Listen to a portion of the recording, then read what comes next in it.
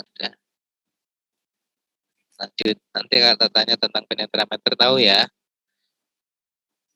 Ada set A, set B yang kita foto. Gunakan sebagai sensitivitas. Sebenarnya kemampuan terkecil yang dia dapat lihat di film yang kita buat nanti, yaitu tadi tergantung kalau misalnya kita terlalu pendek mendekati SFD minimal, biasanya UG-nya besar. Kalau UG-nya besar itu memunculkannya kawat ini yang makin kecil itu akan makin sulit. Kalau jaraknya agak jauh, biasanya lebih mudah muncul karena UG-nya kecil atau bayangan dari si material yang kita ambil citranya itu kecil sehingga kawat yang kecil pun bisa terlihat. Artinya kalau kawat yang terkecil pun bisa terlihat, makin kecil itu makin bagus, makin sensitif, berarti kualitas film kita bagus, bisa memperlihatkan catatan yang kecil. Ini ukuran kawat ini, kecil-kecil agak gede, terus makin ke sana makin gede, makin sedih, makin besar lagi. Nah, pemilihannya nanti saat milih penny ini aku pakai penny berapa? Itu dasarnya adalah dari ketebalan material yang kita ambil. Ketebalan di sini hanya satu tebalasan. Walaupun kita pakai double wall, single image, misalnya double wall berarti kan 2 dinding yang dilewati radiasi. Tapi yang digambarkan hanya las yang bawah kalau double wall single image. Makanya hanya tebal satu las yang bawah itu ambil. Walaupun bawah sama atas kan sama, makanya tebal satu las istilahnya. Kalau pakai double wall, double viewing atau elip yang kemarin disampaikan Pak mengakibat film tipe aja, acuannya adalah satu tebalas. Jadi kalau penny, ingat langsung satu tebalas. Berapa? Nanti dicari di tabelnya. Nah, satu tebalas akan ketemu kawat nomor berapa, terus ada posisinya. Posisinya source set apa film set. Source set film set paham belum nih? Kemarin disampaikan belum? Belum. Di presentasi yang tadi ada sebenarnya source set film set itu. Data sedikit ya. Set film set tadi mana ya?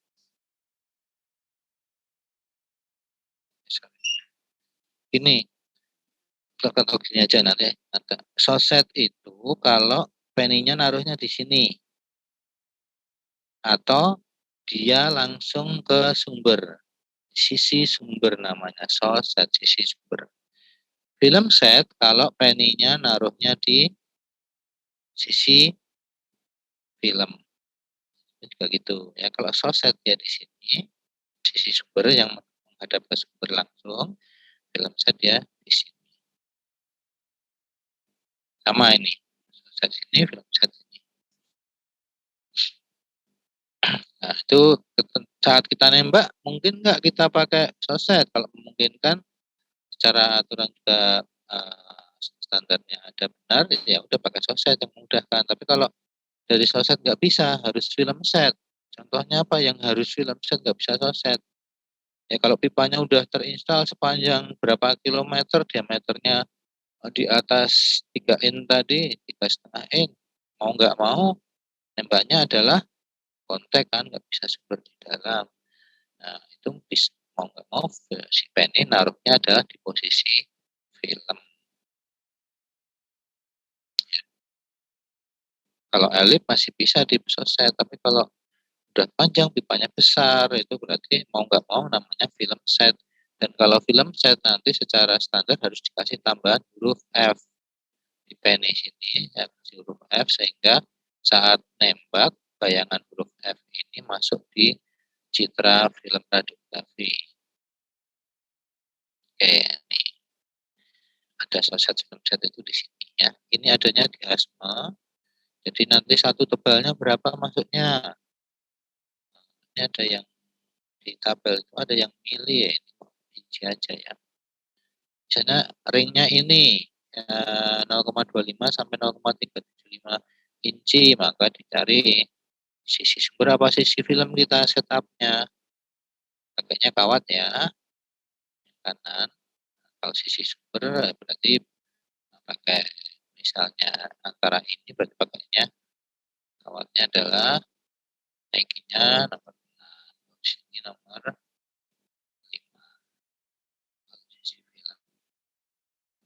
Sisi film cenderung lebih kecil atau disyaratkan lebih sensitif. Kenapa? Karena si penny itu menempel sama film, otomatis lebih bisa memunculkan kawat yang kecil. Makin menempel dengan film itu makin tajam istilahnya, bayangannya hampir sama dengan si penny itu sendiri. Maka dia pasti akan makin kecil. Oke, kalau ada tanya langsung cut ya.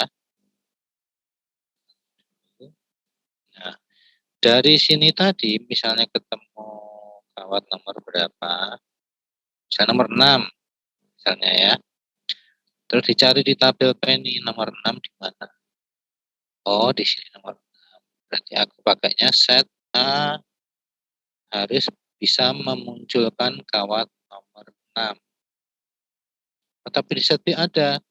Oh, berarti boleh juga pakai set B, tapi kawat nomor 6 ini harus muncul.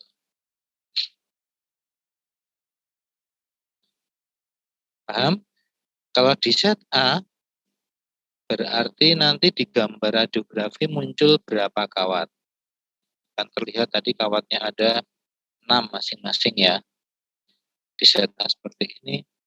Saat kita tempel ini di material, kita tembak, ada bayangannya di film harus memunculkan kawat nomor 6. Artinya berarti nanti di set A ini harus muncul minimal berapa kawat? 6, Pak. Mas Murah 6. Yang lain? 6, Pak. Iqbal 6. Lagi. Oh, Mas.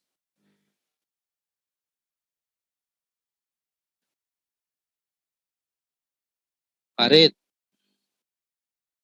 Di mana nih? Dia udah betok. 6, Pak. Ralat, Pak. 1, Pak. Siapa yang ralat? Murah. 1, Pak. Murah 1. Ketuanya belok 1 nih. Jadi 1. Ayo. Yang lain ralat juga. Ikut Pak Ketua enggak?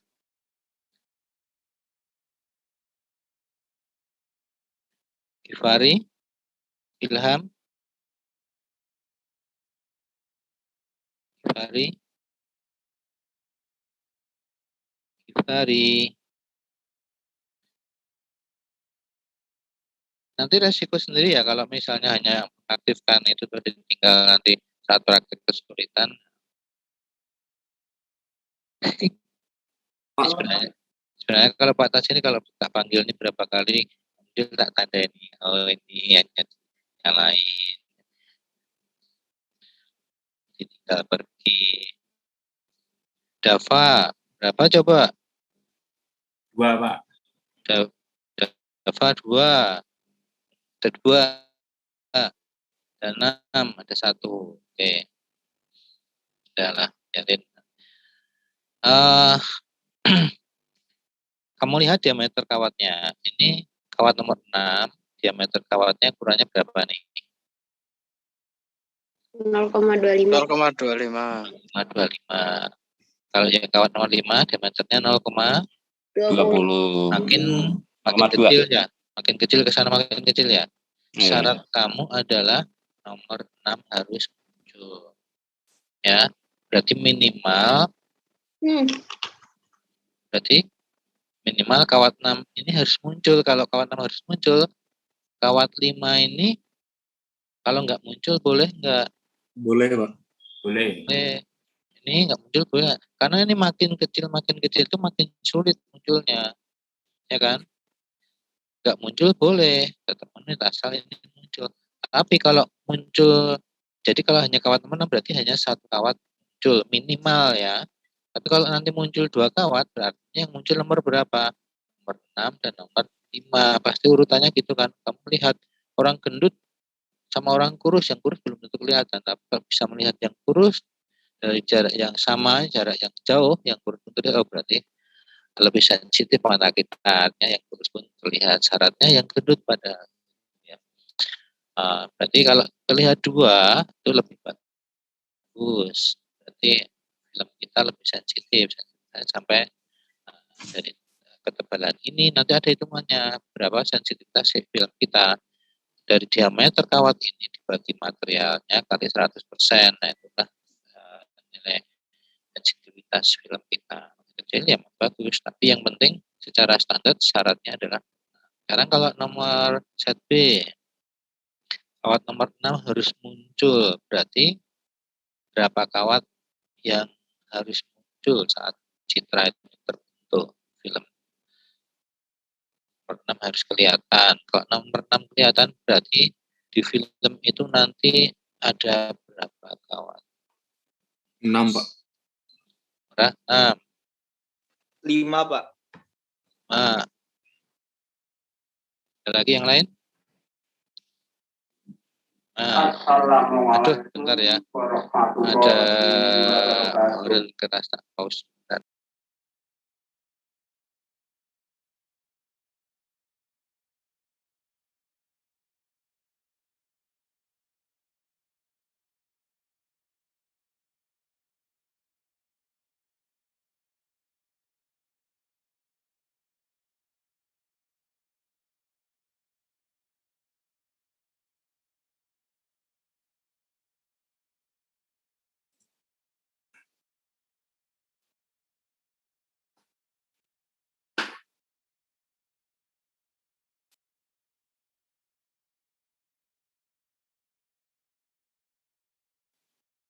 Seripah ya.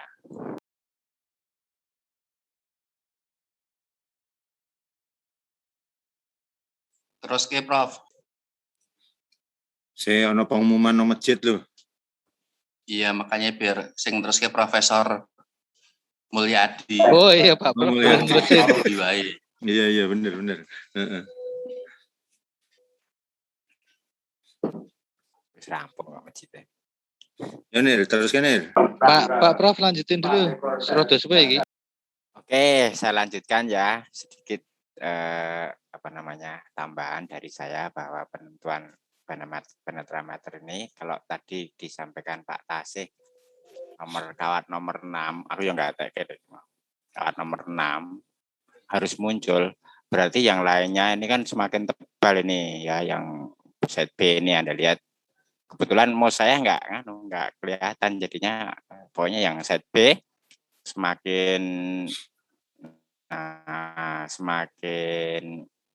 ke bawah itu kan semakin tebal. Otomatis kalau disyaratkan satu kawat nomor di nomor 6 ini muncul, maka semuanya harus muncul alias 6 kawat. Gitu. Lanjut Pak Tasih.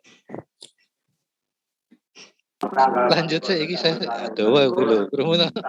Wih, mungkin jelaskan Nir itu namanya untuk set A, set B itu aplikasinya seperti apa itu? Ini set A, set B ini tergantung tebal material yang kita gunakan. Kalau materialnya tebal, sekarang dihitung penetrameternya di wire nomor berapa yang muncul, ketebalan ini loh, diameter kawatnya ini. Nah, ini ada ini perhitungannya nih. Sampai rentang tebalnya ini, kemudian jenis kawatnya jenis penetrameternya juga bisa ditentukan. Ini kalau IQ-nya berbentuk lubang, ini ada ukuran diameternya. Kalau itu kawat yang IQI kawat ini muncul 5 begitu. Lanjut, ada pertanyaan lagi terkait penetrameter? Kayaknya harus sambil praktek ya Pak Prof. Oh siap. Besok. Harus rampung. Lanjut Le. Kalau untuk ini nanya-nanya. Ya silakan. Kalau untuk jenis material beda-beda nggak Pak? Beda. Kan stainless sama baja. Ya, ini untuk gitu. Untuk carbon steel Pak. Ini standarnya ini untuk carbon steel. Jadi kalau untuk yang lainnya beda. Tergantung mu-nya, koefisien absorpsinya juga beda. Ya. Di standar ASME dia mengacu ke carbon steel semuanya di carbon steel. Gitu. Lanjut Pak Tasih. Izin. Izin. Ya karena emang di lapangan instalasi kebanyakan carbon steel ya. Cuman ada emang aluminium, ada kita juga punya penetrameter aluminium. Gitu Pak. Jadi memang ini AB tadi itu tergantung dari ini. Kalau dari ketebalan ini menunjukkan nomor 8, ya berarti nanti harus dicari yang kawat nomor 8 di set A apa set B. Oh, Jadi iya. tergantung dari Oke, ininya. ya. Nah. Iya.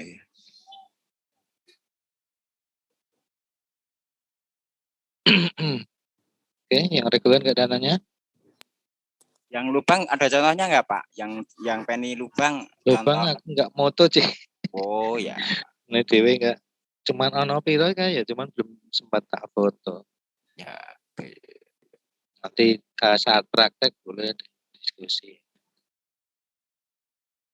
Oke, nah ini penempatan penetrameter ternyata ada di sini. Ya, film set, ini shot set. Oke.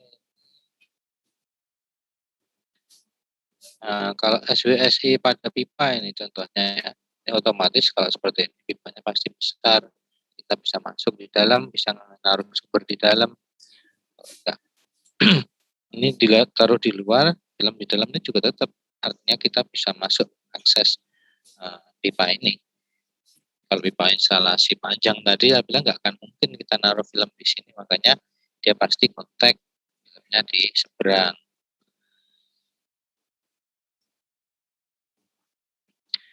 Nah ini soset ya, untuk film. Sorry ini dari luar ya ini berarti. Yang penting ini harus lebih besar dari SFD min. Kalau diameternya kurang dari SFD min ya nggak bisa nembak dari dalam. Oke. DBSI. Ini hampir sama, bedanya hanya tadi penembusannya aja. Ya, ini khusus untuk diameter yang lebih besar dari 3,5 N, bisa disebut juga kontak namanya.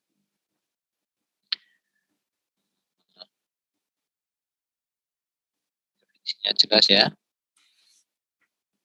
Gambar seperti ini. Asumsinya pipanya gede ya, di atas 3,5 gede ya. Persyaratannya pasti ini. Ini kalau kita ambil satu sisi. Persyaratannya las yang melingkar di sini ini harus terambil minimal dengan 3 posisi. Kalaupun misalnya ada spot tidak full itu ya nanti ada tiga titik yang diambil. Dengan posisi 3 ini diharapkan semuanya tercover. Posisi 0, 120 nanti akan mengcover yang sebelah sini ya. Terus posisi tambah 120 lagi akan mengcover yang sebelah sana. Oke, nah ini data-data ini nanti yang akan masuk di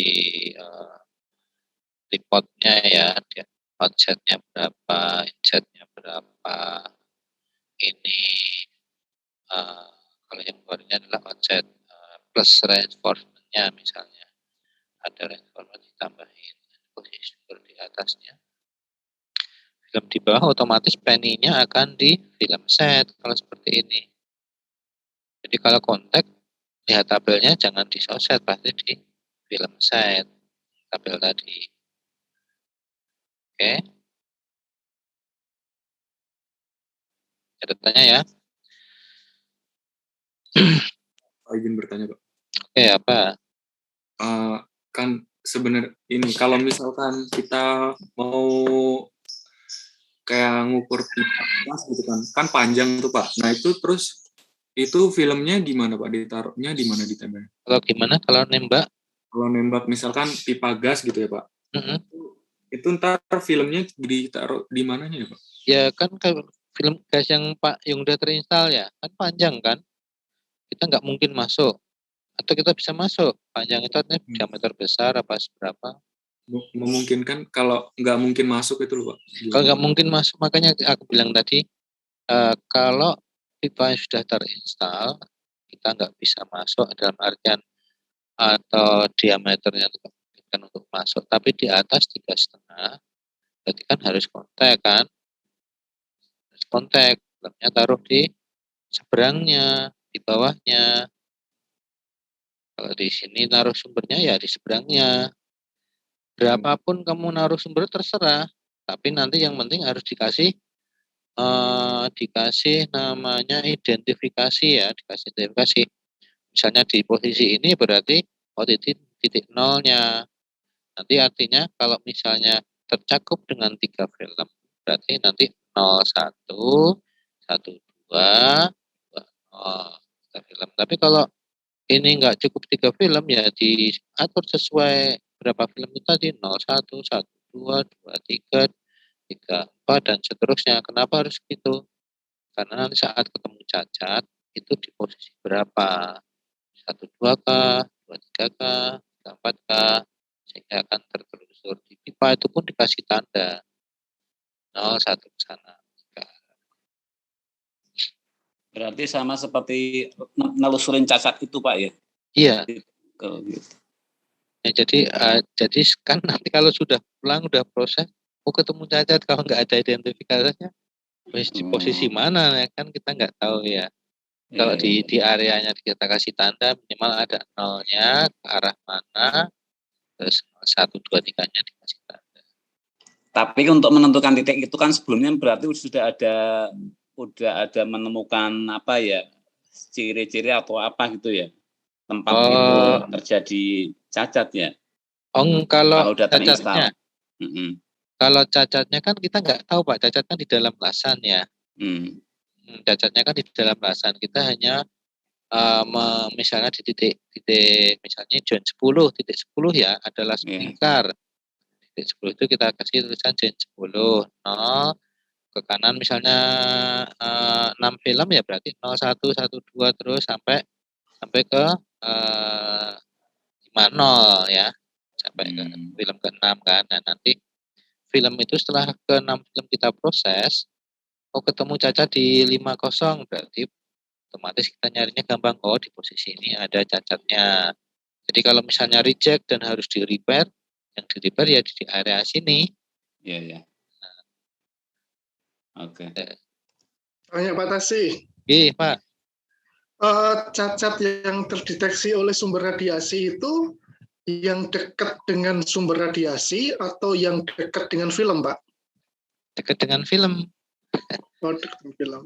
Jadi makanya di apa namanya ada persyaratan UGMAG atau SFD min tadi itu untuk membuat citra si cacat itu biar ke filmnya itu bagus, enggak ada bayangan gitu loh, UG-nya itu tadi Pak. Jadi Pak. itu kan bayangannya kalau makin menempel dengan film artinya kan bayangan itu makin kecil lah penumbranya ya. Penumbra ya. Jadi yang di sini yang diinterpretasikan seperti ini. Nah, ini hancur yang di sini ini nggak akan kelihatan ke konteks. Ya, makasih Pak Tasih. Iya, sama-sama Pak. Ayo, ini yang mana mahasiswa ada? Yang reguler?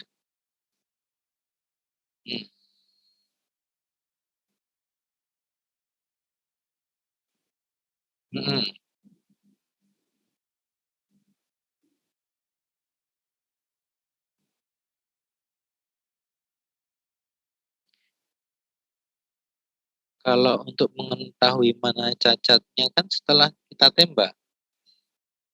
Iya kan? Kalau sebelum kita tembak kan nggak akan tahu ada cacat enggak.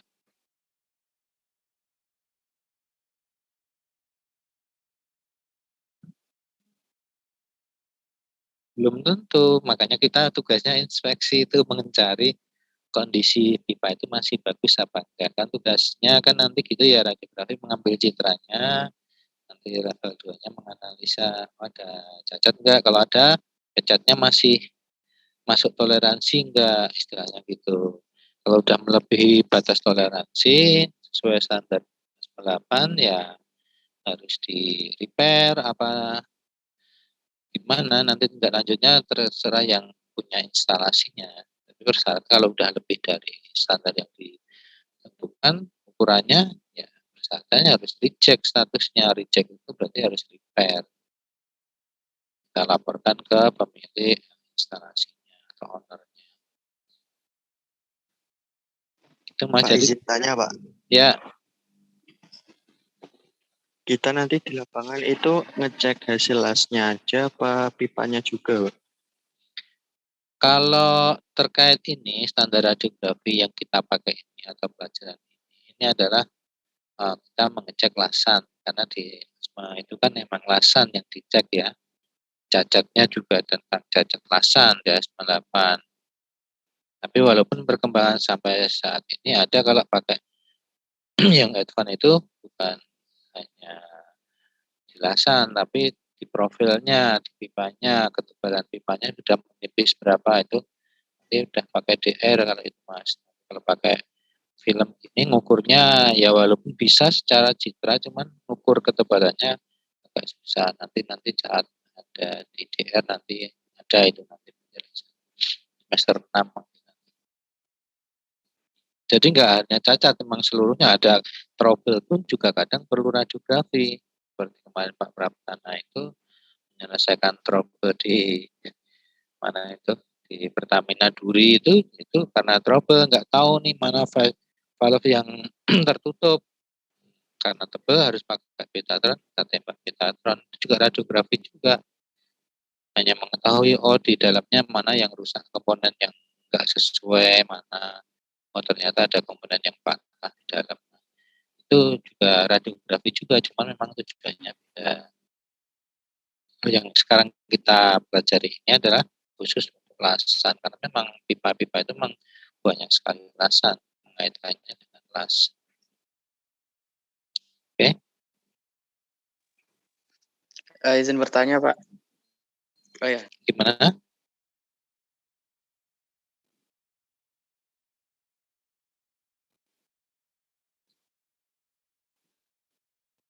Itu tergantung ininya, ownernya. Jadi dia kalau mau radiografi, ngecek instalasi dia, itu nanti akan istilahnya ada sampling itu spot ya. Kalau spot nanti ada standar spotnya seperti apa.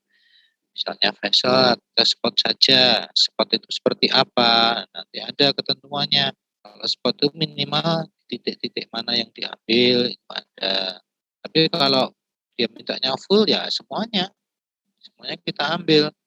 Di pipa instalasi pun juga gitu, kalau memang permintaan si inspektor dari ownernya misalnya hanya aku titik-titik kritis saja aku cari dulu, dia yang menentukan.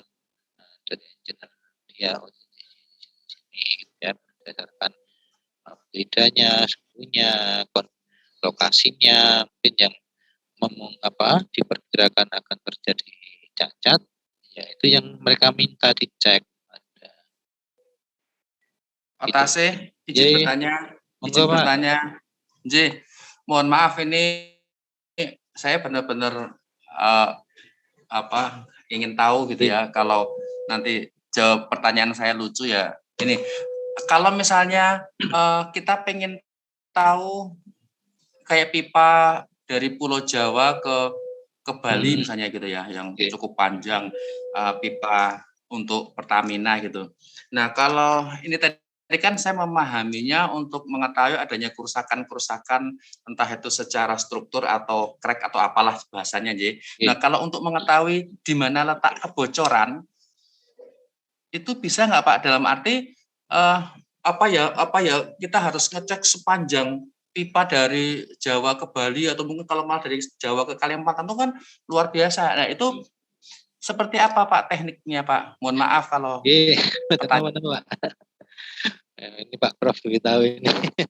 Tahu saya kalau misalnya kebocoran itu pakai tracer itu loh Pak, pakai dikasih istilahnya sumber radioaktif, dan nanti akan tertumpah di mana, pasti di situ nanti dipantau aktivitasnya, cacahannya pasti lebih tinggi.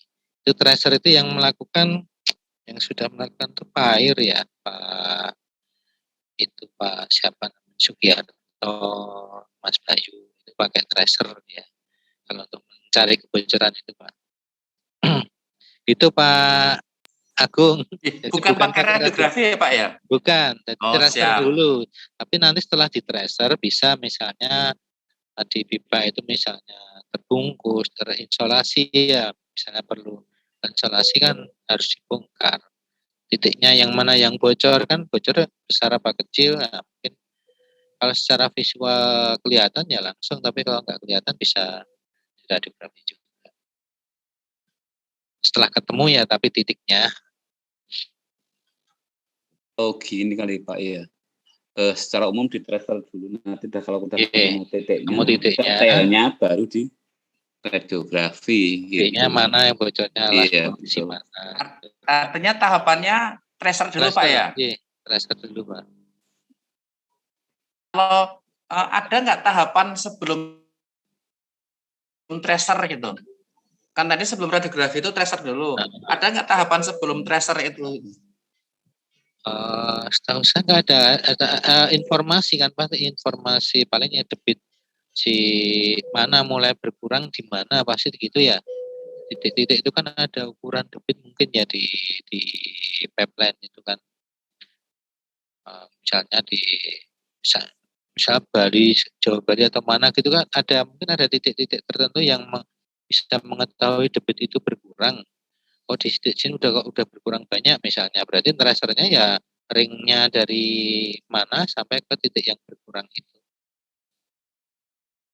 Mungkin hanya itu Pak, langsung kita tracer. Mungkin Pak Praptono bisa menambahkan?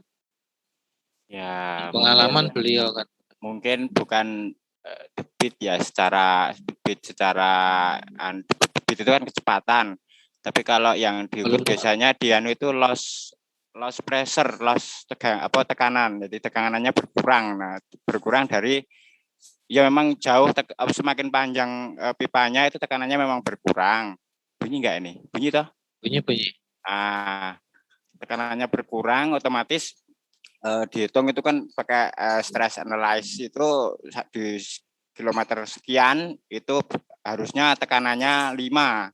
Tapi kok ternyata ini hanya 4 atau 3. Sehingga ini ada kebocoran. Nah, kebocorannya itu bisa dilakukan dengan tracer tadi.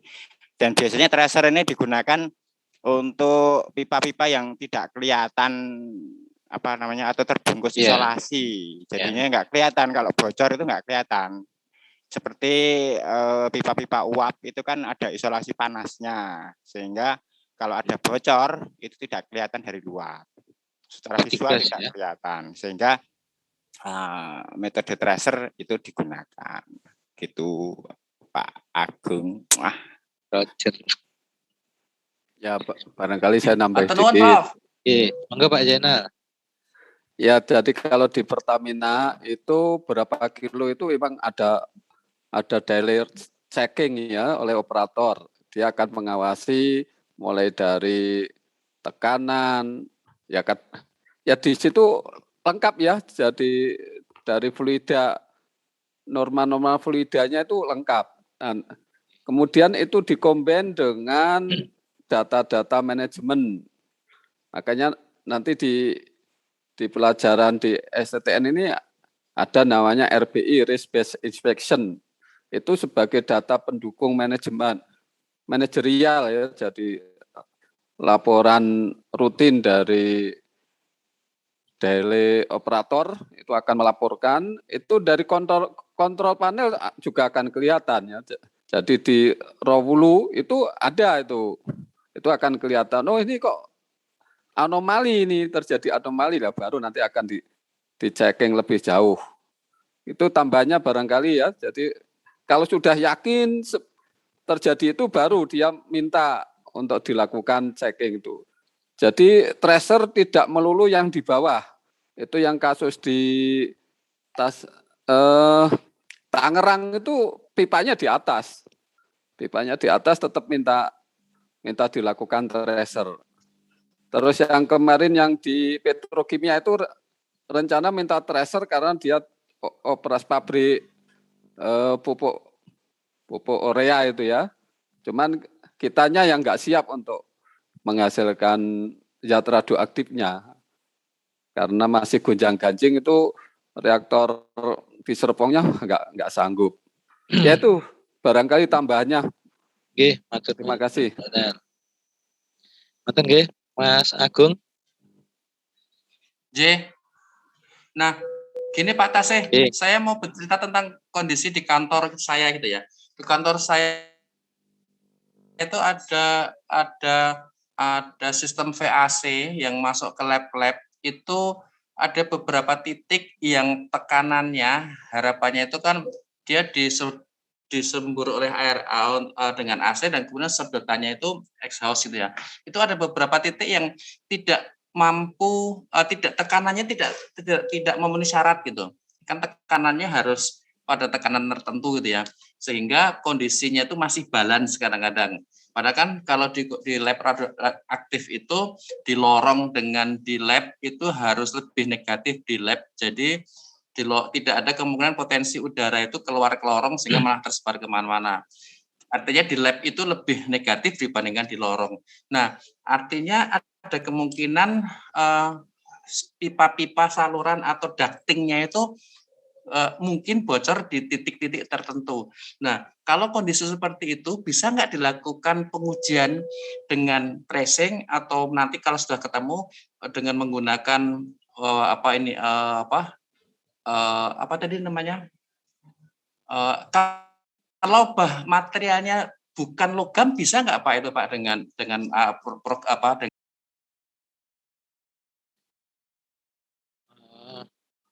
itu yang dialirkan udara, gas atau berarti udara aja Pak, udara ya, bersih, ya. Udara bersih aja Pak. Kalau udara gimana itu Pak Prap? Kalau cairan mudah ya, kalau udara tracernya pakai apa itu ya radioaktifnya? Bisa nggak Pak Praptan? Secara teknis barangkali kalau itu malah kalau di udara malah kemana-mana nanti. Iya kan malah dicoba bukan pakai metode tracer ya, tapi mungkin itu hanya kotor di bagian filter buangnya Pak, karena tekanannya karena mampet di filter buangnya sehingga tidak lancar saluran udaranya. Itu suhunya itu pipanya terbungkus nggak sih? Terbungkus Pak, ya kayak ducting biasa. Iya Pak, jadi istilahnya ducting itu Pak ya, jadi bentuknya bukan bulat tapi kotak gitu ya. Lalu di antara dalam setiap titik itu ada damper, gitu. Ada sambungan yang ada dampernya itu. Mungkin dari suhunya. Jadi suhunya panas apa dingin atau normal? Dingin cenderung dingin Pak. Mungkin dengan itu bisa kali ya Pak. Karena kan nanti itu ductingnya itu ada dua, satu untuk sedotan, satu untuk udara masuk gitu. Ya. Mungkin dengan kalau misalnya nggak yang disebutkan Pak Praptan tadi mungkin ya dengan infrared mungkin bisa ya termo itu pakai suhu, pengecekan suhu. Jadi di termo nanti di titik mana yang suhunya cenderung lebih dingin, berarti kalau dingin kan artinya kita cari bocoran yang dingin ya. Titik mana yang suhunya dingin berarti disitulah indikasi bocorannya. Nah itu ya Pak Prap ya? Ya kemungkinan itu, tapi yang dicari adalah solusinya biasanya di filter buangnya Pak, di sedotnya itu mampet sehingga masuknya lancar, tapi keluarnya mampet sehingga sama saja tekanannya, jadi tidak, bahkan mungkin malah bisa tekanannya bisa positif Pak Agung, bukan negatif. Kalau filter sih kita yakin ini enggak Pak, karena filter itu kan untuk buang itu kita punya pre-filter, ada filter, ada HEPA filter dan macam-macam ya. Itu kita sudah rutin kita periksa dan kita ganti, lalu di setiap itu juga udah ada tekanannya. Tapi memang tadi saya bukan mencurigai ya, menduga apakah itu di bocor tengah-tengah atau disambungan-sambungan yang memang tidak terlihat karena kan tadi udara tadi ya, makanya kira-kira dengan metode ini bisa enggak gitu loh. Kalau dengan metode tracing yang dengan radioaktif nggak bisa malah. Nggak bisa Pak. Pakai infrared itu kemungkinan. Kalau memang yakin di luarnya juga udah bersih ya. Dan tebal pipanya juga tidak besar sehingga mending pakai infrared tadi, tapi ya kemungkinan besar hasilnya juga ya delta suhunya saja nanti. Kalau memang itu kan belokan itu juga berpengaruh Pak Agung mungkin. Ya. Oke, terima kasih Pak. Terima kasih matur nuwun. Monggo nanti takutnya malah ngurusin ducting saya nanti. Oke. Nggak apa-apa, ini malah studi kasus ya. Anak-anak kan biar tahu. Mungkin bahwa... bisa nambahin saya Pak. Ya, ini Pak. Kemungkinan kalau pakai infrared itu memang harus ada perbedaan temperatur baru bisa ditangkap ya. Semakin besar perbedaan temperaturnya semakin bagus. Dan infrared itu hanya bisa mendeteksi permukaan saja. Jadi mungkin kalau pakai infrared ketahuan lokasi permukaan ducting yang bocor.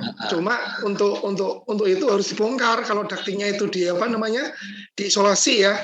Baru mungkin untuk mengetahui seberapa besar kebocorannya baru menggunakan radiografi. Nah, mungkin begitu tambahan saya. Ya, kurang lebih seperti itu.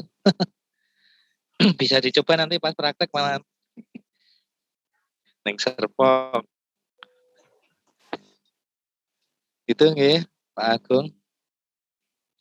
Yang dari mahasiswa reguler. Siap, matur nuwun. Nggih. Ada tanya enggak nih yang reguler? Kalau enggak lanjut dikit lagi. Ada tanya enggak mahasiswa yang reguler? Belum. Saya tambahkan Pak Tasi. Ya. Saya tambahkan Pak Tasi. Ini teman-teman suruh ini Pak minta absensi sudah saya buka tuh absensinya. Oh. Tolong untuk mengisi portalnya. Itu sudah saya buka tuh. Moga Pak Tasi lanjut. Absensi yang mana? Yang RPL sudah beres. Yang reguler? Kalau yang reguler kan saya nggak ikut. Yang reguler Pak. Yang reguler kan ya. Mohon maaf Pak Toto, ini yang reguler di tempat saya masih belum dibuka ya Pak. Masih belum terbuka. Coba saya cek karena tadi barusan saya buka. Ya udah saya cek dulu ya. Minta tolong nggih Pak. Ya Pak. Iya. Oke, kalau nggak ada tanya saya lanjut nih. Jadi penting tadi kalau di WSV itu minimal 3 sudut ya. Itu juga keluar di soal radiografi saat ujian. Dan ini SFD minimalnya sama, rumusnya sama. Nah di sini D-nya ini tetap D satu tebal ya. Walaupun dia melewati 2 dinding, D-nya ini tetap satu tebal. Nah, ini dipakai bukan 2 tebal, artinya pakai offset diameter itu kalau saat pakai metodenya double wall, double image atau elip yang kemarin dijelaskan oleh Pak Suroso. Jadi kalau pakai double wall, double image, itu nilai D di sini adalah D dari diameter pipa yang kecil dari atau sama dengan 3,5 tadi. Ya. Oke, jadi nanti memasukkan nilai D ini untuk SWSI atau SWSV atau DWSV atau DWSI itu tetap satu tebal yang bawah yang diperiksa. Oke, paham nggak nih yang reguler? Pak, mohon maaf Pak, bisa dijelaskan lagi enggak Pak? Saya masih yang bingung, nilai D ini ya? Ya Pak. Oke, karena kan rumusnya sebenarnya sama ya, cuman nilai D ini memang kan ada 3 metode tadi, single wall single image, double wall double image, dan double wall single image. Nah, nilai D ini adalah satu tebal kalau gambar yang sebelumnya. Nah, nilai D itu adalah yang ini kalau pakai double wall single image atau double wall single viewing ya, yang dipakai nilai D-nya ini karena itu untuk perbandingan kebalan dengan jarak sumber ke film. Tapi kalau yang double wall double image waktu Pak Suroso itu kan nanti ada juga di sini gambarnya. Itu yang dipakai adalah diameternya. D tadi adalah nilai offset diameter karena sumber yang double wall itu adalah ini jauh ke atas, ya kan? Maka perbandingan yang dipakai adalah diameter lingkaran luarnya yang dimasukkan sebagai nilai D tadi.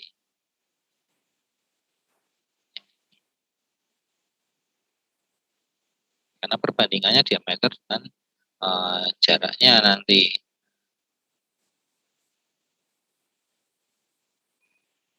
Belum. Yang dipakai ketebalan hanya double wall single image dan single wall single image yang hanya plat tadi, Mas. Atau pipa tapi satu tebal dinding yang ditembus. Oke, nanti mungkin di gambar selanjutnya ada, bentar ya. Terima kasih, Pak. Oke, ketentuannya sama ya. Ini diambilnya dari ASMA. Oke, maksimalnya berapanya? Sorry.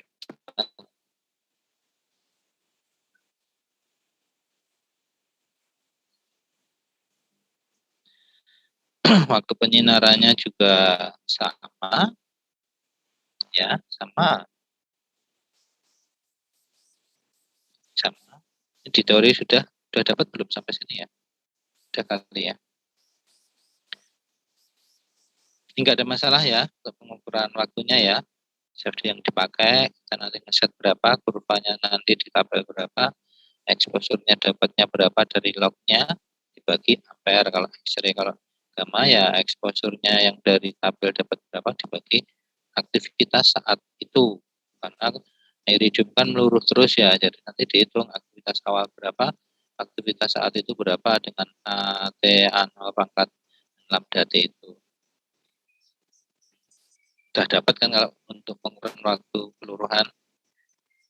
Sudah dapat ya yang reguler ya? Udah aku anggap dapat nih kan, udah teorinya udah semester 5 kan? Sama lo ininya, tabelnya sama dengan yang tadi. Tinggal pakai kafri berapa, ambil nanti ampernya di set berapa, itu yang untuk dibagi sebagai pembaginya. Nanti ampere sama kafri ini menyesuaikan saat praktik mau pakai berapa, kafri berapa, ampernya mau di set berapa. Nanti tinggal pilih grafiknya. Iridium sama.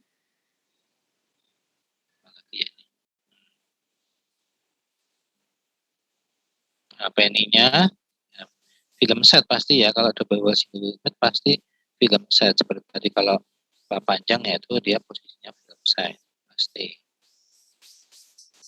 Nah, ini yang Pak Roso kemarin, mungkin kalau ada yang kurang jelas belum ya Pak Roso kemarin ya, coba cepat kaku ini ya. Jadi nanti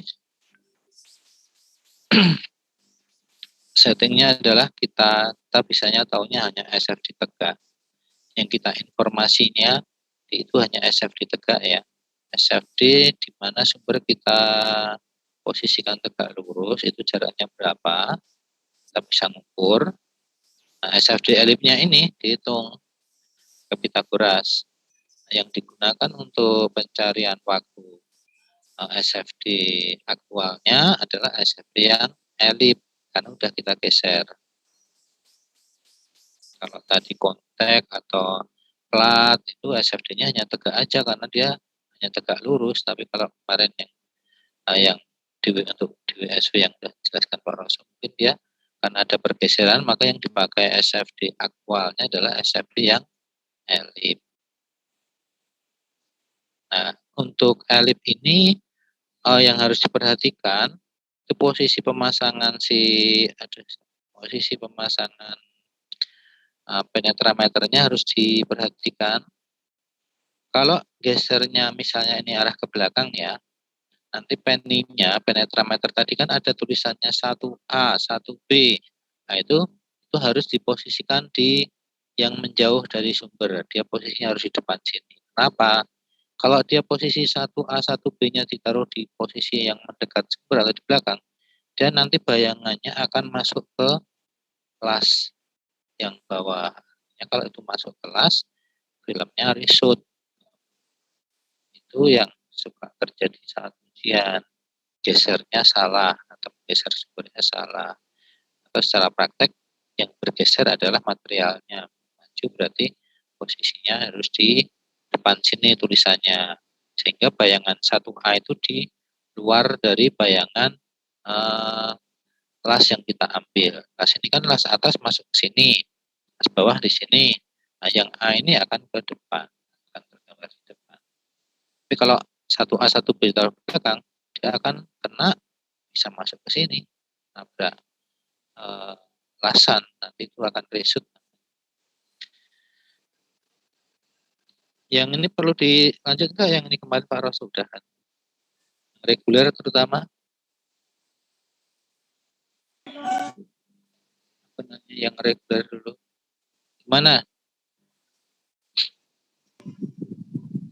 Lanjut nggak ini yang reguler, yang elipnya? Karena aku jelasin yang DWSI ya sebenarnya. Pak, izin bertanya.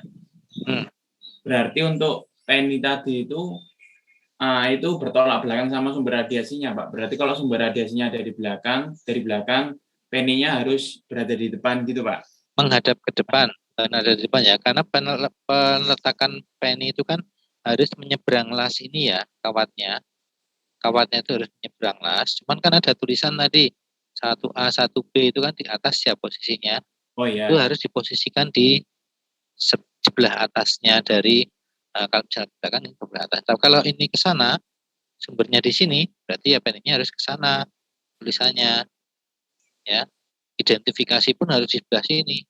Kalau identifikasi naruhnya di belakangnya sini, nanti akan masuk kelasan. Intinya bayangan elip ini nggak boleh ada tulisan masuk di sini, di area of interest namanya, di area yang dibaca, nggak boleh ada tulisan masuk. Ya, dan yang depan ini akan menjadi di sini, di atas ini bayangannya ini yang depan. Kalau sumbernya begini ya, tag ini yang depan di sini, ini adalah yang ini. Nah, kalau tulisannya tadi 1A di sini, dia akan muncul di atasnya. Identitasnya juga di atas. Misalnya IPA 1 posisi 0 gitu ya. Karena kalau elip itu kan nembaknya minimal 2 kali kan. Kemarin jelaskan ada 0 dan 90. Dua-duanya ditempel sehingga nanti posisi 0-nya akan muncul di sini, identifikasi 0, angka 90-nya hanya terlihat miring di sini. Gitu Mas, itu suka lupa nariknya, dia udah nempel pipanya di sana, nariknya dia mundur. Mundur artinya sumbernya ke sana, ya berarti akan masuk dia kelas ini misalnya. Karena kalau ujian itu suka grogi, jadi suka salah. Nyatanya pasti ada aja yang enggak. Oke, ini perlu dilanjut nggak yang double viewing?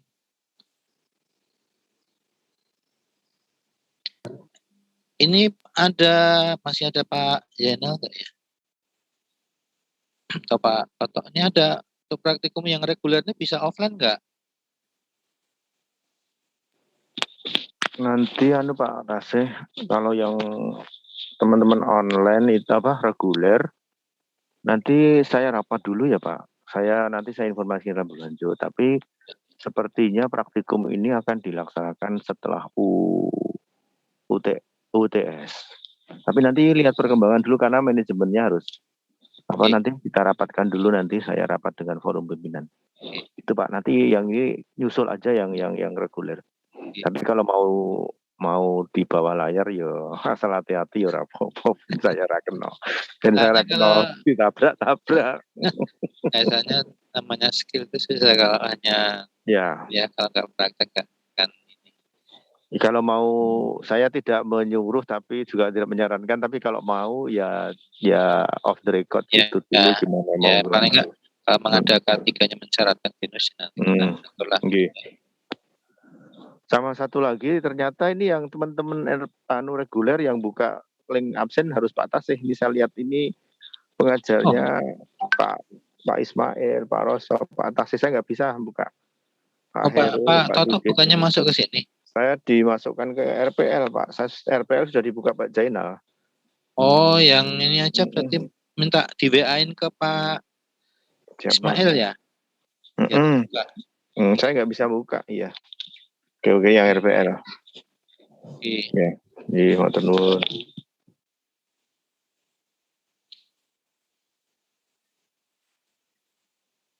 Oke, nggak ada tanya, saya lanjut. Atau gimana nih? Udah jam 9, mau dilanjut nggak yang DW-DW?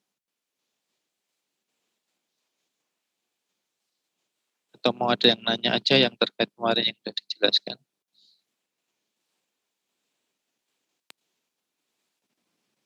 Pak, izin tanya, Pak.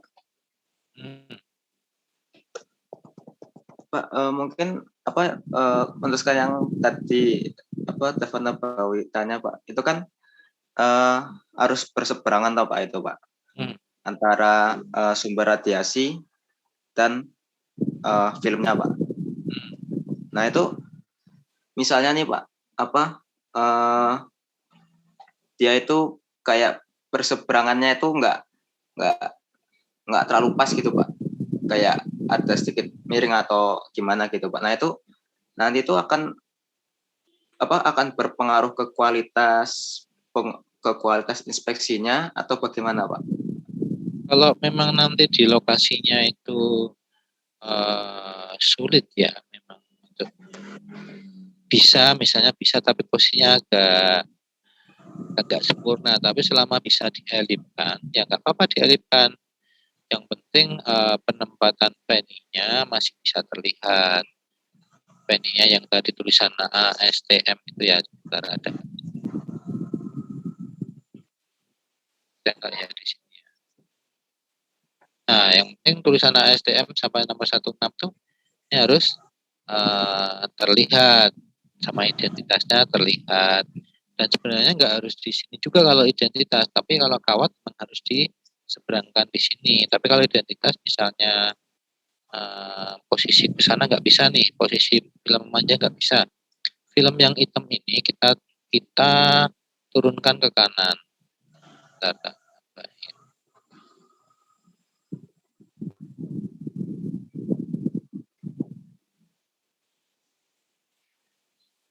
Misalnya sini posisinya.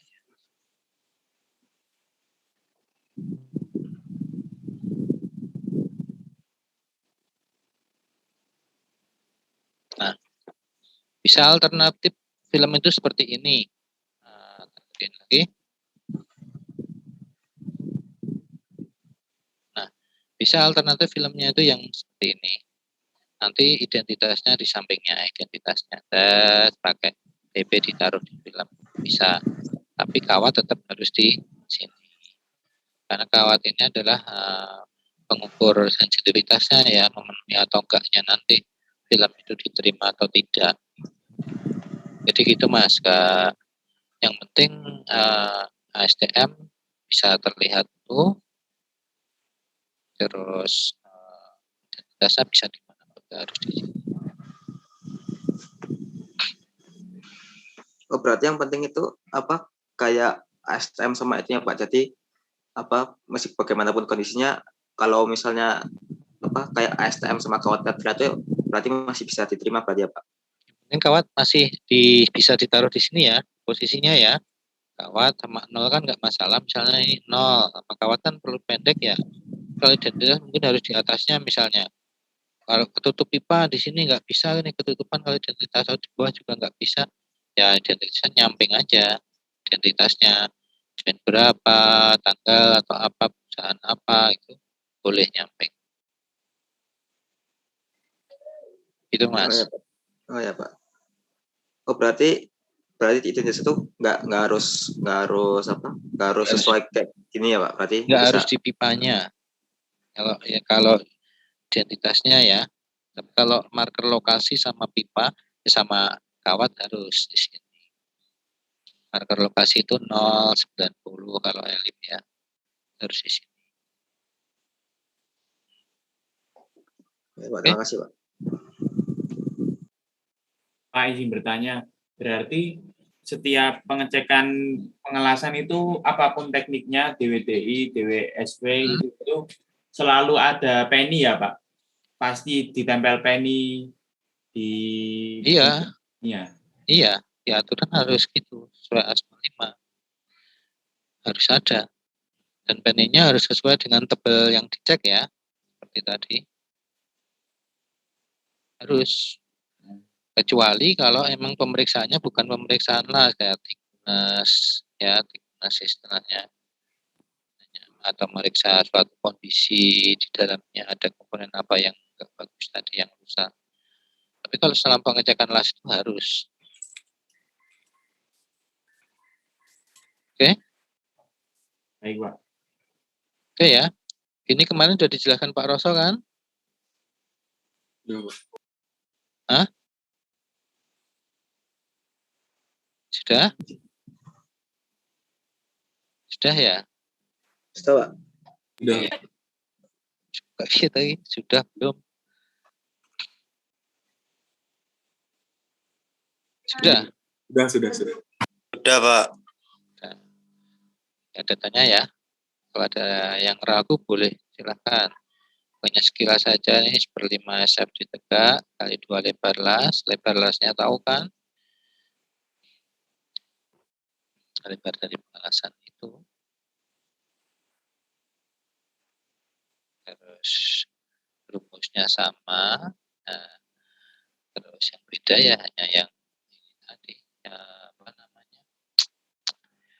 Pemasukan rumus yang D tadi. Nah, ini yang superimpose kalau mau ini hampir sama dengan elip. Cuman kalau superimpose itu dia tidak digeser. Ini untuk kasus tertentu ya. Kalau misalnya elip tidak bisa dipenuhi, boleh pakai superimpose.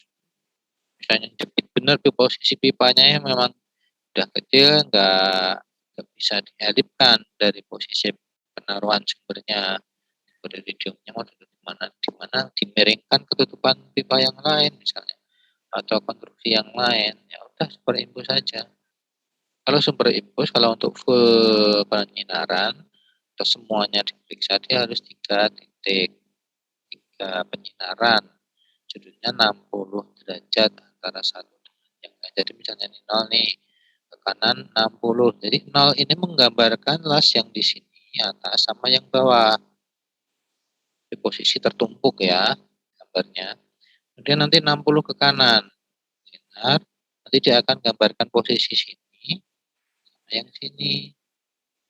60 ke kiri, dia akan menggambar sini dengan yang di sini. Berarti artinya sudah full, semua tercover dengan sudut 60. Makanya di standar bunyinya 60 derajat atau 120 derajat. Artinya 60 itu yang superimpose, 120 untuk yang 120 itu untuk yang ini ya, yang apa namanya tadi,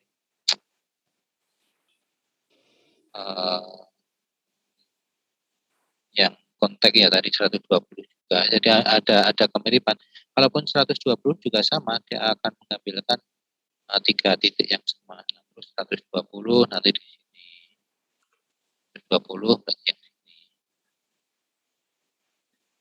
Intinya semuanya full tercover dengan sudut 60 atau 120.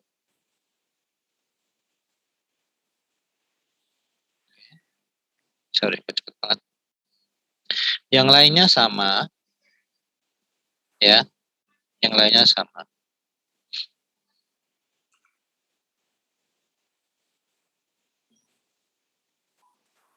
Ya, yang lainnya sama.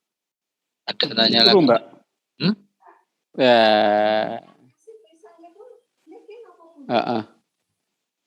Ya, ada tanya lagi nggak? Kalau nggak ada, apakah cukup atau gimana? Ini-nya sama, 1A 1B.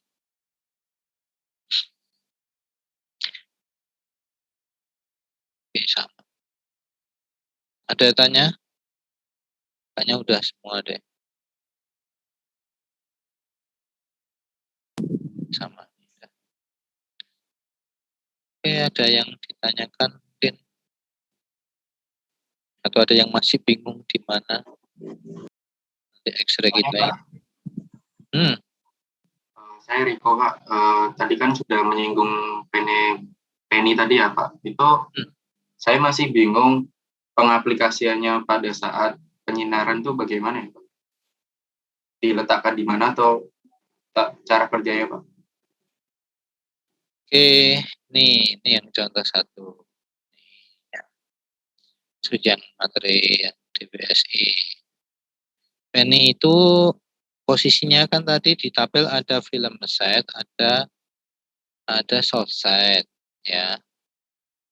Film set, ada soft set. Film set itu artinya kalau dia menaruhnya dekat dengan film, contohnya untuk konteks, penyinaran konteks seperti ini, kita nggak bisa masuk, pipanya lebih gede dari 3,5 in, sumber di luar, film mau nggak mau pasti di seberangnya. Ini nggak bisa dong naruh di sini, mau nggak bisa masuk, ya kan? Otomatis filmnya naruhnya di posisi film ini atau film set namanya. Kapan saat film itu selesai, dari dulu gambarnya ada nggak selesai.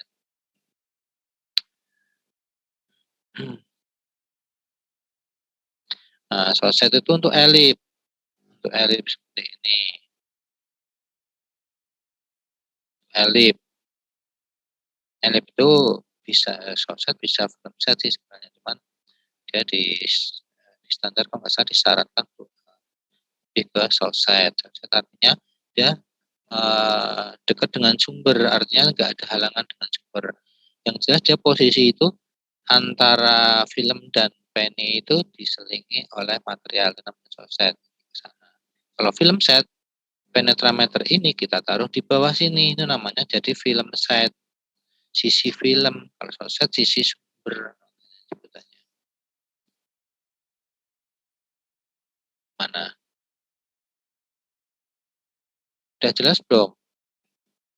Kalaupun nembak pipa, misalnya pipa yang gede gitu ya, pipa itu pakai single wall, single image, itu kalau plat aja kan tadi softset bisa, film set bisa kalau misalnya pipanya gede. Mana belum paham apa? Tadi ada deh kayaknya. Nah, seperti ini kan film set. Kalau ini softset, ini plat yang kita tembak. Oke, paham belum Mas? Kalau pipa besar, ini sumber di luar, penny-nya di luar, filmnya di dalam, ini softset, sisi sumber. Tapi kalau misalnya ini taruh sini bisa, namanya sisi sumber jadinya. Itu mempengaruhi kawat nomor berapa yang akan kita tentukan sebagai acuan untuk di standarnya yang di tabel tadi. Sehingga nggak salah, nanti terus ada hubungannya ke sini. Kalau softset berarti ambilnya yang ini. Film set ambilnya yang ini.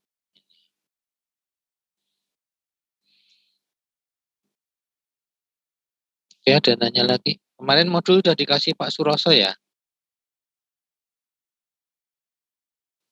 Modul sudah sih Pak. Sudah. Yang Bapak share ini belum. Enggak, maksudnya modul praktikumnya. Saya belum. Urung? Urung. Nanti kita pakai yang diklat aja. Atau nanti yang STN ada nggak yang DWS ya. Nanti kita share, kita kirim di grup ya. Yang RPL saya titip ke Pak Praptana. Jadi nanti tinggal ngisi kalau nanti pas hampir sama dengan pelatihan, sehingga nanti tinggal diisi. Kalau pakai KV ya yang ini diisi, kalau pakai X-ray, kalau pakai aktivitas kuliah diisi. Kalau di PSMN ada kamera gamma nggak Mas sekarang?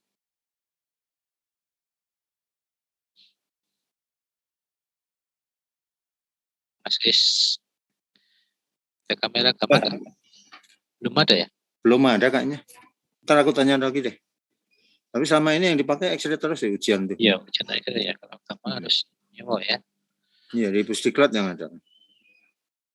Soalnya kita ke Pusdiklat gitu ya. Ya, nggak apa-apa. Ya, itu nanti tinggal ngisi-ngisi aja. Ketentuannya sudah ada semua, screen-nya udah tahu kan. Ya, mungkin Pak Baskan mungkin punya, mungkin ya, nggak tahu deh. Yang orang-orang lapangan itu bisa dipinjem lah. PP-nya screen-nya depan belakang 0,125, backscatter tuh ada enggak dengan huruf B, tinggal memasukkan.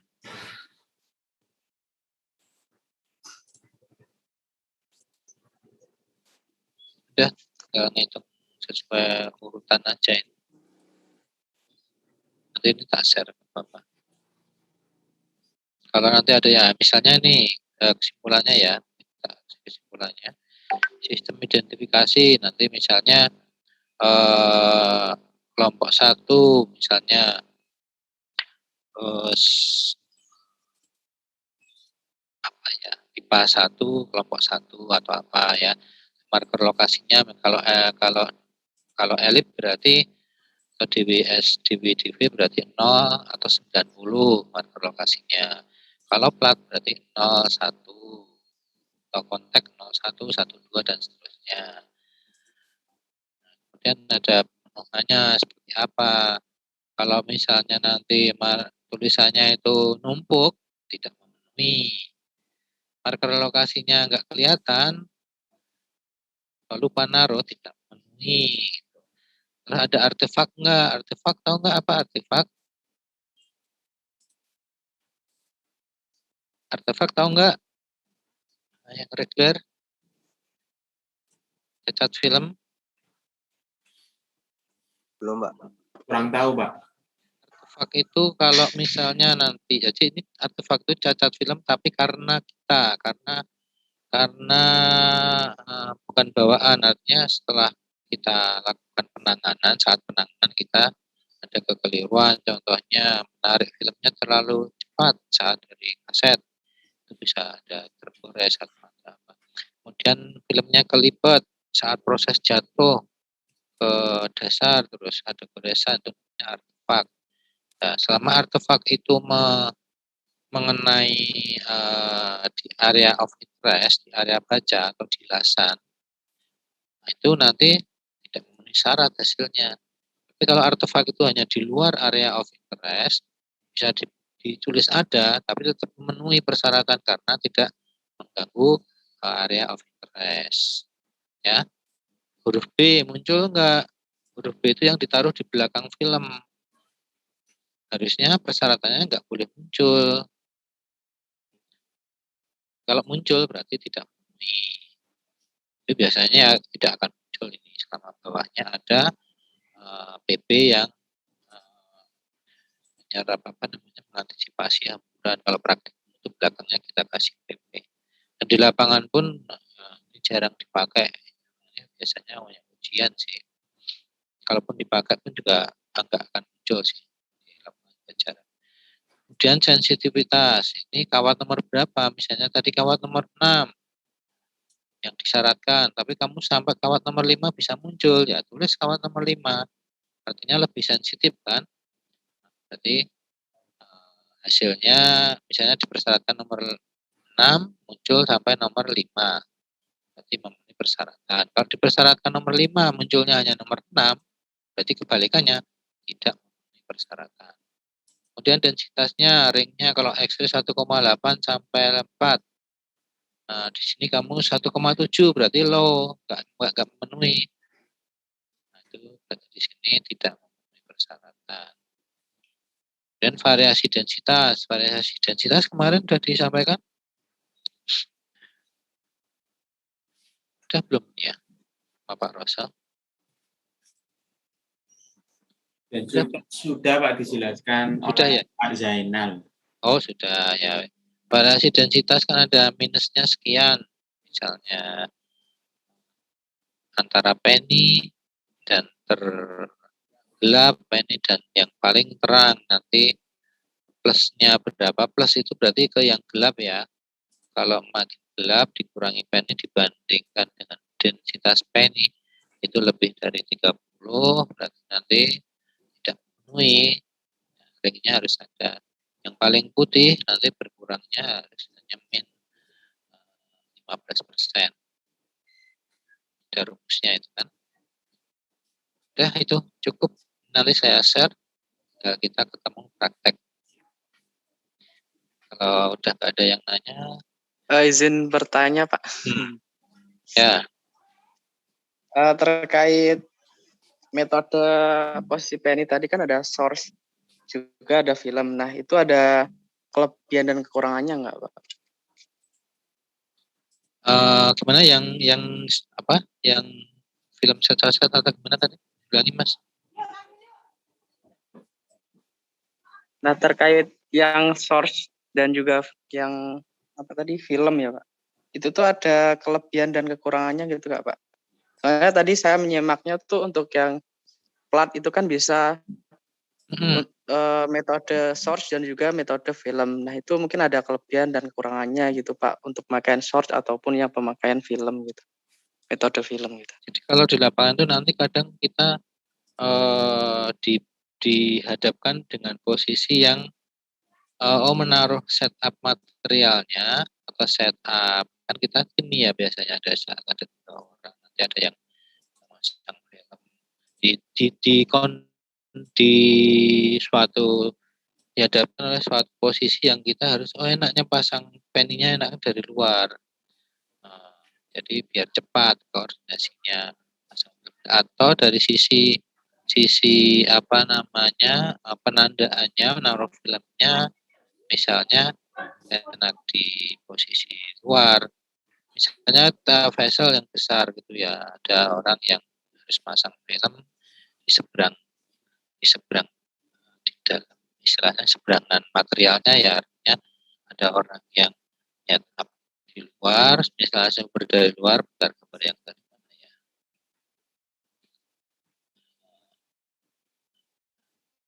misalnya ini ya. Misalnya ini adalah pandangan atas sebuah vessel yang besar ya, vessel yang besar. Ini ada yang kita menyeting dari sini.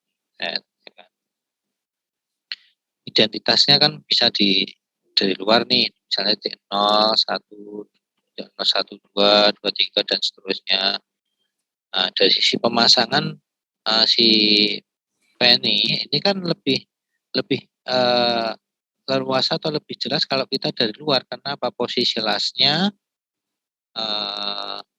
terus senternya dengan ini apa dengan sumber jadi pemasangan lebih mudah dan lebih fix kalau di luar film di dalamnya yang di dalam tapi walaupun ini misalnya dipasang di dalam juga bisa karena ada ketentuan memang di standar itu ada yang istilah disarankan untuk sosmed itu ada sambil dibuka di asma ya di penentuan penny Mas. Jadi kondisi pemasangan kalau memang lebih mudah dan simpel di luar dari sisi pengamatan visualnya ya menaruhnya biar nggak terlalu turun nggak terlalu naik itu ya dari luar atau sosmed. Kalau film sumber dari dalam jadi koordinasi itu pemasangan itu cepat dari mana? Jadi memang kondisi yang menentukan nanti ya. Nah, dari kondisi itu nanti kita lihat di tabel yang tadi kalau pakai sosmed berapa. Enggak ada sih kalau terkait keuntungan dari sisi citranya sama. Karena kalau film set yang jelas lebih kecil pasti dia persyaratannya karena penny itu menempel ke film otomatis yang diharapkan kawatnya ya pasti lebih kecil harus muncul. Itu Mas. Tapi untuk hasil citranya itu beda nggak Pak? Apanya? Citranya? Nggak akan beda. Nggak akan beda. Yang beda adalah nanti si penny yang dimunculkan. Kalau pas film set otomatis penny itu pasti akan lebih kecil karena dia nggak mempunyai penumbra yang besar karena jaraknya kalau di sosmed kan jauh nih jaraknya punya jarak ke filmnya jadi akan ada penumbra makanya dia pasti memunculkan kawat agak susah, makanya persyaratannya diperingan nomor 6 misalnya. Tapi begitu penny ini kita posisikan di film set, pasti persyaratannya akan lebih kecil. Nah, dia penumburannya pasti lebih kecil, sudah diperhitungkan itu nilai standar. Jadi kawat yang dipersyaratkan harus lebih kecil, nomor 5 misalnya. Secara citra radiografinya sama, yang beda persyaratan penny-nya saja. Oke. Baik, terima kasih, Pak. Ada lagi nggak? Kalau tidak ada, dicukupkan.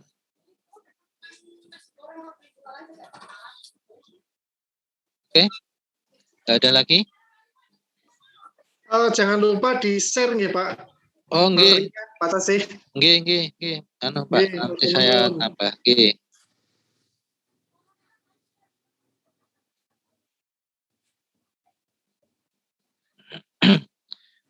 Share di sini kan nanti ditutup habis ya. Nanti saya via WA saja ya. Kirim ke Pak Prak.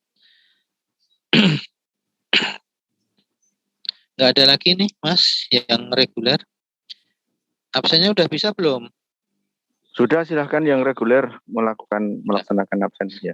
Mas Toto mau nambahin nggak? Monggo. Iya, saya tak nambahin materi sedikit Pak terkait proteksi radiasi. Terima kasih ya, untuk saya cukup. Iya. Terima kasih. Assalamualaikum warahmatullahi wabarakatuh. Sebelumnya yang lain Pak Jainal mau nambahin nggak? Waalaikumsalam.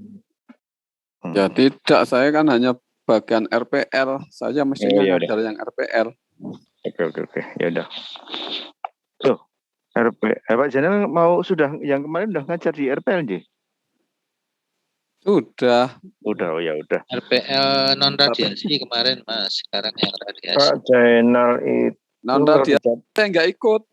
Enggak, Pak Jainal itu jadi nggak ikut. Nggak ikut.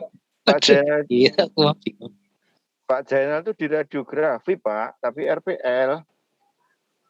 Lah iya makanya ini ikut. Oh, ini kan campur reguler gitu. Saya bukanya tadi RPL, nggak tahu kalau campur. Saya juga jadi satu. Dicampur.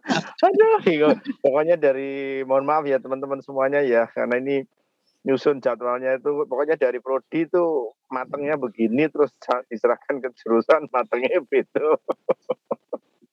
Jadi memang ternyata kelasnya dicampur tak Pak Tasih? Atau gimana? Setahu saya dari awal itu kalau dicampur sih jadwalnya itu. Saya kemarin itu kan memang minta tidak dicampur jadi RPL. Iya, kan ini kemarin di rapatnya itu memang RPL itu kelas sendiri, tidak dicampur dengan reguler. Jamnya terus jam berapa? Nah, saya nggak. Kemarin itu gini, ini sekalian aja diskusi. Mungkin nanti saya sampaikan ke Pak Budi mungkin, Pak Budi itu kemarin minta karena jamnya tabrakan sudah padat, minta RPL-nya ditaruh di Sabtu. Tapi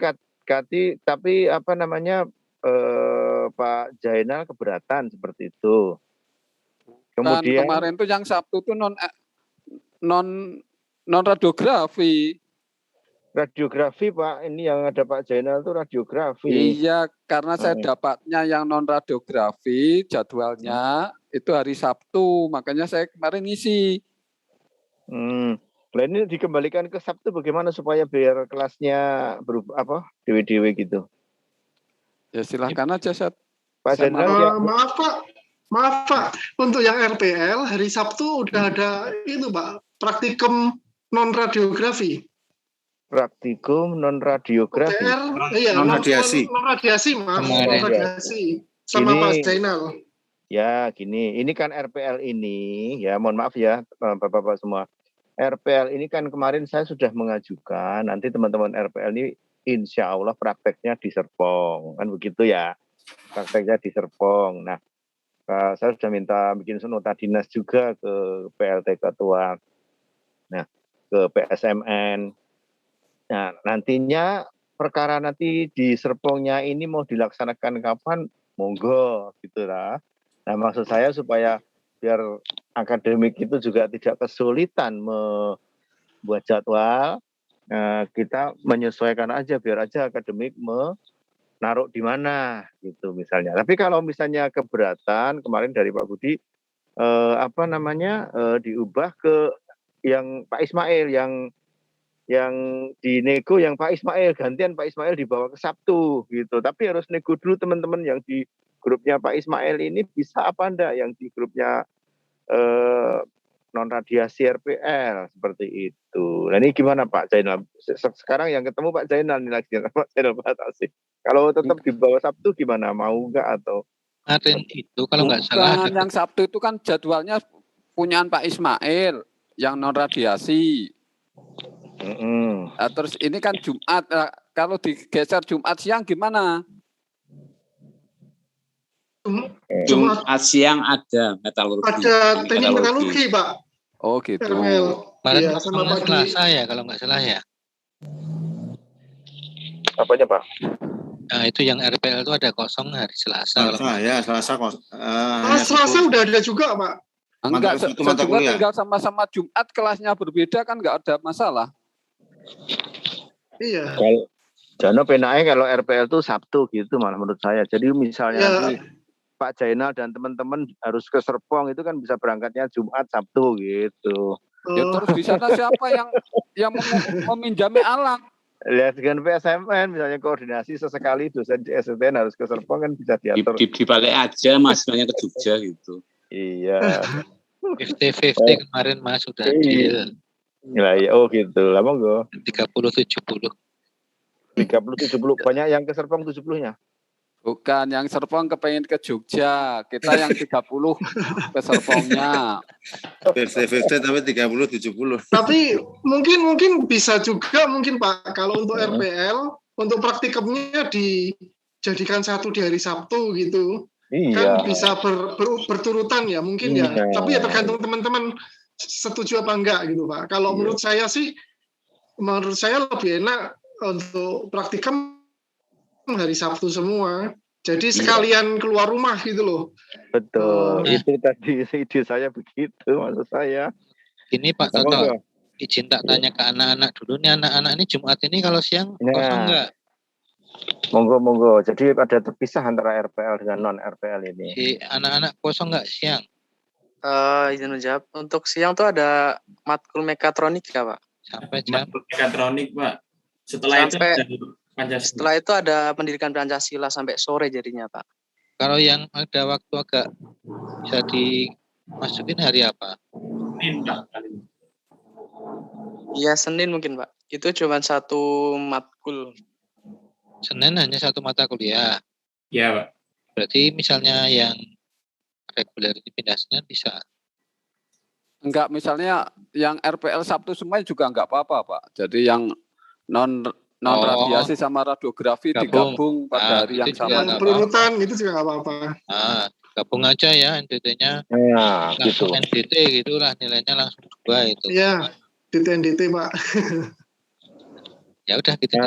Sepertinya lebih baik begitu kali ya. Jadi RPL ini benar ya hari Sabtu aja nih saya usulkan ke akademik.